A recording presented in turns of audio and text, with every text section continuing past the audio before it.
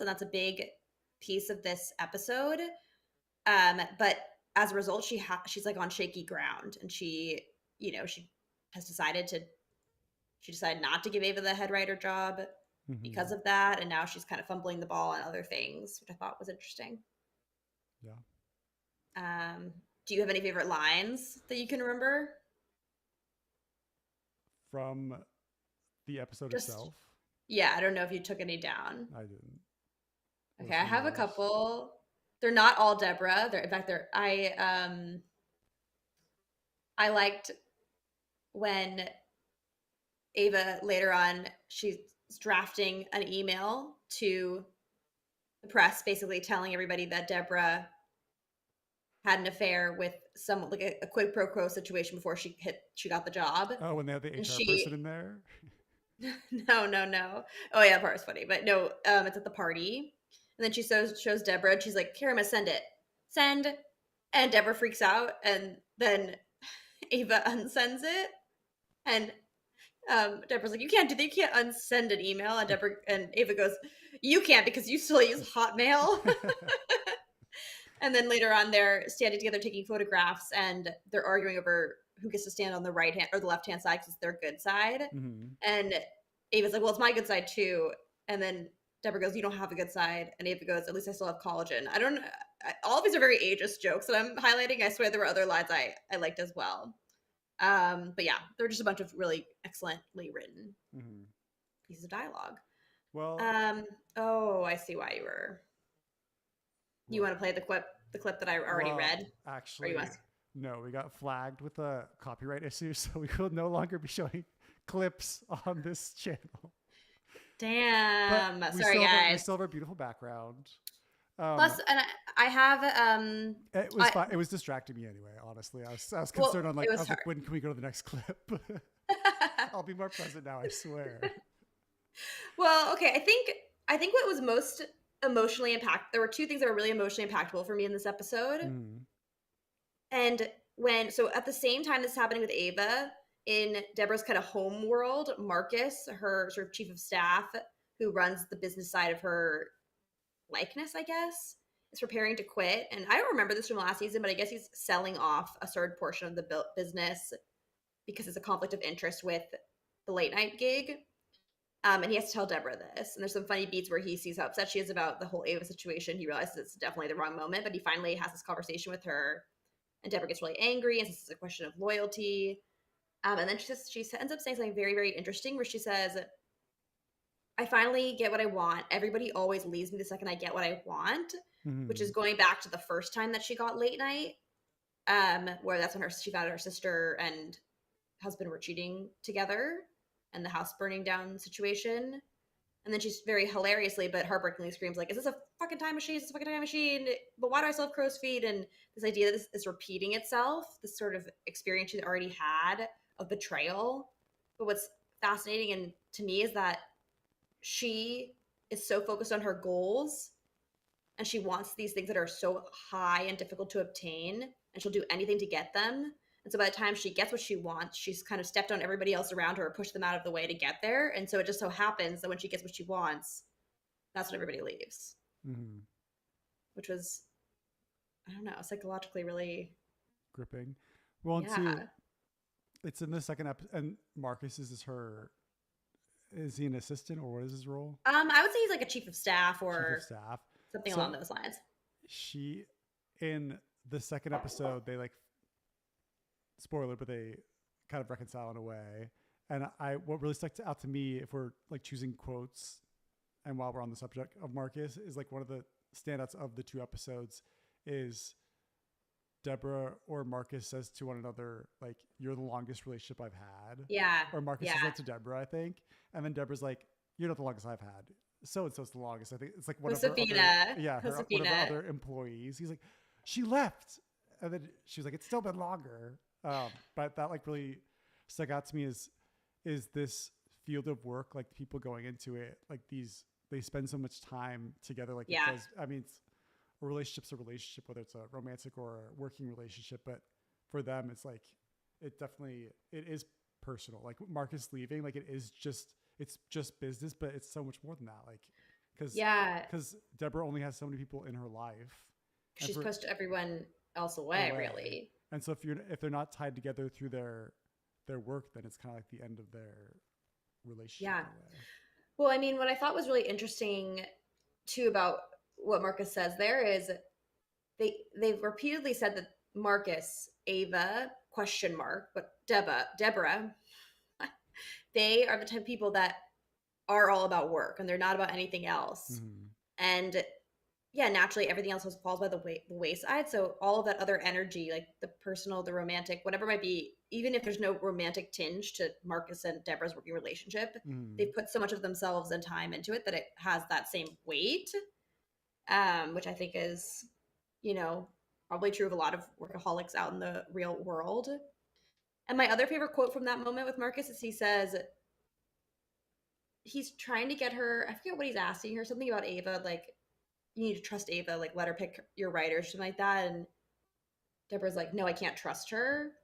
She's out of her depth. And then Marcus says, when you first met me, I was younger than Ava and I was very much out of my depth. But you know, brought me along. You got to dance with or you worked with me or whatever. And then he says, you got to dance with the one who brought you. Mm-hmm. I thought that was really What does that beautiful. mean? You have to dance with the one that brought you. Okay, so if you go to a school dance and you went with, I see what you mean. yeah. But like Ava's the one that got her here, right? Like they got across of it. It'd be like if our podcast took off. And then one of us was like, I want to work with Bo and Yang now on Las Culturistas. Bye. No, you gotta dance with the one who brought you. But yeah, so I was happy that in episode 2, Marcus and Deborah had a good ending. I even wrote down like that's a good ending for them. Do you think that Marcus is leaving the show, or do you think No. he's still okay? He'll still be there, right? I don't know. How, because he's definitely not like one of the main characters. They spent a lot of time in the last few seasons kind of diving into his like relationships and his like mother and his aunt, who are hilarious, and I hope they come back. They're some of my favorites. I don't know. Okay. Maybe to tie up episode 1, do we want to say what happens at the end, which we kind of alluded to? Do you want to describe? Well, so there's this party that Deborah gets invited to, and it's right after the press conference, and Ava's like tagging along, is like, oh, like I want to come to a party, I want to come too, and then Deborah doesn't want Ava to come, and then there's like some shenanigans, like also in the episode, Ava, like on her first day there, like one of the other writers who is supposed to be the head writer now is just a regular writer comes in and shows like panties that were sent to him, and he's like, are these yours? And it was like Deborah was the one who like did it, somehow had. How did she get the panties? A pair of Ava's. I guess she probably, knowing Ava, she was staying at Deborah's house last season. She probably left them. Yeah. And so like Deborah's trying to get Ava in trouble, and then it leads to, after this press conference, Ava's back walking into the office, and then security shows up, and they're like, we have a complaint about you, such and such, something I think is related to the underwear. And then I think Ava gets out of it. And then at one point, Ava has to track down, she's like on the Paramount lot. She actually was then reported for having used substances at work, so she's doing a drug test. Oh, right. They're giving them Monster Energy because she just peed. Yeah. And then she's like, well, and I also don't do drugs. I should have led with that. And then somehow she's like, I forget how it happens, but she's like tracing one of those like tourist trams on the Paramount lot or something like that. It says Psycho Sucks or something like that. She says, I don't care about the Norman Bates house or something, like the Bates Motel. And then eventually she like ends up at this party, just like, and it's a very fancy like mansion party, and she's just wearing what she wore to work. And Ava and Deborah have another confrontation. I'm like, God damn, like how many goddamn conversations are we going to have this episode? But then like the head boss, Helen Hunt, is there. And Helen says something to the fact of like, oh great, you got my 2 like cover girls together. Oh, the episode's called Cover Girls. My 2 cover girls. I think it's episode 2 is actually called Cover Girls. Okay. Sorry, it takes a picture of, and then I think they like take a picture on like the iPhone, and then it transitions into their photo shoot, which is the final scene of this first episode. Yeah, and just to add a little bit more context to what you just said, so they're kind of arguing there at the party, and Deborah has just had that confrontation with the man who she slept with, who said nobody knows about this, right? Like it can't come out, so she's extra upset. And then Paul Downs comes over and says like everybody's like looking at you, stop fighting. And then Helen Hunt and someone else come over and they say Deborah had already been tapped to be on the cover of the New York Times, but they're like, oh, we figured out the angle. It must be the journalist, the angle for the story. It's you two. It's you guys together, your creative collaboration, two ladies together. It's female, but not too female. It's amazing. It's amazing. Get together for a picture. And what had just happened was Paul had said, spend as little time together as possible so you don't fight. But now, of course, they're kind of thrown into this. Yeah, but go ahead. And then describe the photo shoot if you would like. And so it really leads to this, episode 1, I was like, this is great. But then it was like, this is good. I'm really enjoying this. But then when it got to kind of what Hacks does with me every time is there's something that happens at the end of the episode where I'm like, wow, this is great. And this is a great moment. It's Ava and Deborah together taking pictures for like the cover of a magazine or something like that. And they're having a conversation between the two of them as the photographer's taking pictures. And Deborah says like, you're right. Like you've won. Cause I think because Ava said that at the Ava party. said it earlier. Like, please, you gotta say I won. Say it now. And that's why they're arguing. So yes, continue. And then Deborah says, and you broke my heart. And you don't really know where it's going. It's like, oh, like Deborah's really opening up. She's upset. And then Deborah says, I hope this show goes on for a very long time, gets many seasons. But at the end of it, when this is over, I never want to see you or speak to you ever again. Yeah. And then Ava looked crestfallen. She looked devastated. And then the photographer's like, all right, ladies, get close together. And then so Ava has to like turn into Deborah and like get as close as possible to Deborah to take a picture. And the episode ends. Yeah, I felt my own heartbreak during this moment because the way she was like, you were right. You did win, but you broke my heart. And then Ava said, you broke mine first was the other line. And then, she said the thing about how I never want to see you again. It's really sad. It's so sad. And also it makes me think my Hacks essay could be very wrong because I basically said, oh, these ladies, they'll work it out. I'm like, maybe they won't. Maybe they won't. I don't know. And there's just something so like tragic about Deborah where how many times can you kick somebody down, you know what I mean, before they push back? But she is looking for a person who's never going to push her away, who's never going to push back, right? Even though she doesn't respect people like that. So she wants Ava to succeed and be successful. Well, I think we can be like her. Let's segue into episode 2 because I think we get some clarification on how Deborah feels about Ava. And then also some more heartbreak in episode 2, but it kind of expands upon it.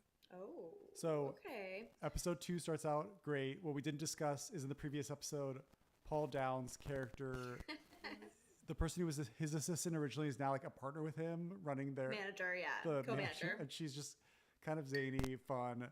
And Ava put her responsible, which I don't know why, to find her an apartment somewhere in the city. And this would be the worst place to have the assistant finds Ava an apartment like above. I don't even know if there's real apartments there, but like basically there are. Above the parking lot in the Americana. No, every time I go to the Americana, this is what I wonder about. Above all of the shops, there are like luxury apartments, and I always look at them and I go, who would want to live there? Because it's so noisy, so Disneyland-like. It seems like a nightmare. So the second that they were walking and she was blindfolded, I was like, I knew exactly where they were. Yeah. I was like, oh my gosh, this is hilarious. It's such an LA joke. And so it's really funny. And then the assistant's reasoning is like, look, you're going to be so busy writing. You're not going to have any time to cook for yourself. You're not going to have any time to like entertain yourself. Like you see somewhere you can like pop out the door and literally walk to Jersey Mike's, grab yourself a sandwich, and then go back to your room. And Ava's like, at first I wasn't on board, but you're totally right. This is the perfect place for me. What's so smart about this is, remember how Ava for season 1 lived in the casino? It's like they're kind of like retaining some of the spirit of the original season, but just twisting it a little bit. So it was a really good idea. And I lulled. And then also speaking of assistant, there's a new character in this season, There is. which I don't remember her name. Do you know it off the top of your head? I don't. It's the new assistant who is hired by Kayla to be her own assistant, and Paul Downs has a bad reaction to her. I'm looking up her name. And I was doing some editing work for the past year for comedians, and one of the comedians is actually friends with this comedian in real life. So I got to like edit some of her. She like popped by one day at this comedian's house. I edited some footage of them, and I thought she was very hilarious. So I was really happy to see her pop up on Hacks. I thought she was very funny. What's her name? Robbie Hoffman. Robbie Hoffman. Yeah. And she was hilarious. What I really like about it, so okay, there's like an assistant is an anxious person, is somebody who's on top of everything. Maybe they're really ambitious. Like we've seen, you kind of know the types that come into your head. Mm-hmm. And originally Hacks cast has Kayla be Meg Statler play this assistant, and she's like terrible at her job, just like the weirdest person on TV. Mm. I mean, that's the highest compliment. And so they're kind of continuing on that tradition and creating an assistant character that is just really, really unique. Because how would you describe Robbie's character? Like, what is her defining trait? She's, I mean, I feel like she's very like confident in a way, but also like neurotic at the same time. Like it's a very interesting combination. Like, well, and she also, and she's a New Yorker, and she just kind of has like this very stereotypical like New York like personalities. Just feel like what a lot of like stereotypes that are placed upon like Jewish people in New York too. But there's like a twist to it where she just I don't know, she cracks me up. Well, earlier that day, I saw her on TikTok, and someone had commented like, "Why is like the female Larry David like on this?" That's like perfect description. I can't take credit for that, but and also I think the character is she says, "I'm a Hasidic Jew, just left the community because I really want to work in the movies," but she like but she's like really good at. She's tenacious, but she doesn't really have a lot of knowledge about movies. And her favorite movie was Taxi, I think, or what was it? Taxi Driver. It was something with cars, like Cars, like the Disney Speed. movie? Maybe it was Speed. So I was just delighted. Yeah. Also, quickly, just more Hollywood humor. Did you notice the tiniest blink and you miss it joke on one of the billboards that they showed? I noticed at the Americana there was like a Wolves poster. I didn't get it. What was there was joke? Another shot along one of the roads, and it just was this big poster, and it had like men running, and then it just said "Franchise" was the name of the movie. That's good. Okay. But yeah, Gabby Hoffman is at the Robbie Hoffman.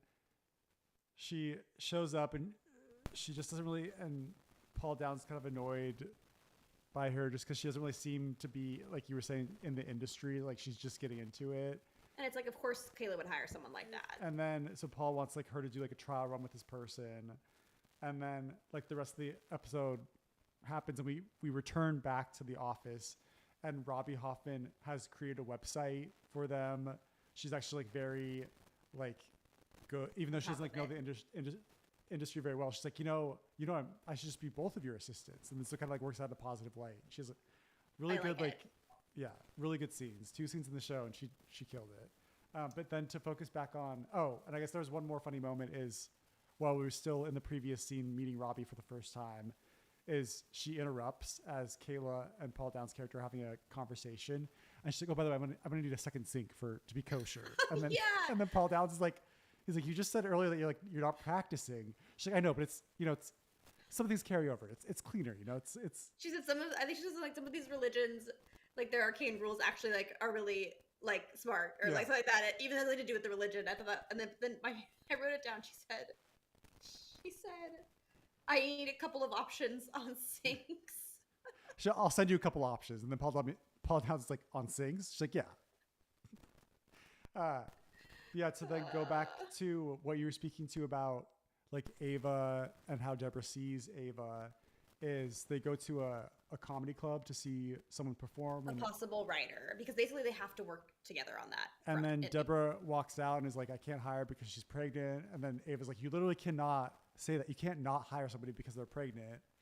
And Deborah says like, for this kind of a job, you can't be distracted. Like it just is what it is, And then there's a little bit more, which I think is what you were going to say. Go ahead. And so the conversation escalates to then Deborah, like, what she's really upset about is the fact that Ava has decided to become the head writer. And Deborah says, like, you are not the right person to be a head writer. Like, your style of comedy is so niche, and we need to appeal to, like, anyone and everyone. Like, you're not the right person. So, and then first she's like, you're not the right person. And Ava goes, what do you mean? You offered to me first. And she goes, that was a mistake. And she says that you being in the head role has made us niche. And you being involved made it niche. I should never have offered it to you. We want to appeal to housewives and truck drivers. Yeah, that's a good So one. there's the sense that Ava, like a young queer person, I don't know, I just thought it was really interesting because I feel like it's echoing a lot of the conversations that are happening in the zeitgeist at the moment. And Ava said, you're wrong, I'm going to prove to you that you're wrong. And I thought that was really, I mean, it really, again, I feel like the season's very thematically strong. Like, you know what the big questions are. Yeah. Is that true? Can this show succeed with Ava as head writer? It's a question on, like, I want the answer to be yes, but I also feel like late night in the real world isn't garnering tons of views. And would a new voice really, would you start watching late night every night if it was like young and fun? I don't know. Would you? I don't know. I feel like I wouldn't. Because, I mean, SNL does that to a degree. I, like, pop in, but I don't, like, regularly Yeah. Check it out. check it out. But then where I was saying earlier, that kind of like third reversal is that we're trying to decide who's on top, Ava or Deborah, who's the power, and then they get invited to dinner. So what happens in the scene is important. They're fighting outside. People see them, start filming them. So then it gets back to the network that they've been arguing. So they get invited to a fancy dinner, and they show up, and it was really funny. They're at the door, and Deborah insults Ava's clothes, and then says, you get like one glass of wine or something like that, which I thought was pretty like amusing. And then they go in there, and I think it's Helen Hunt's character. She says, you know, what's going on with the arguing? What's going on with the pranks? George Clooney does pranks. They say they're trying to play it off. Why they kept bringing that up about how George Clooney does pranks?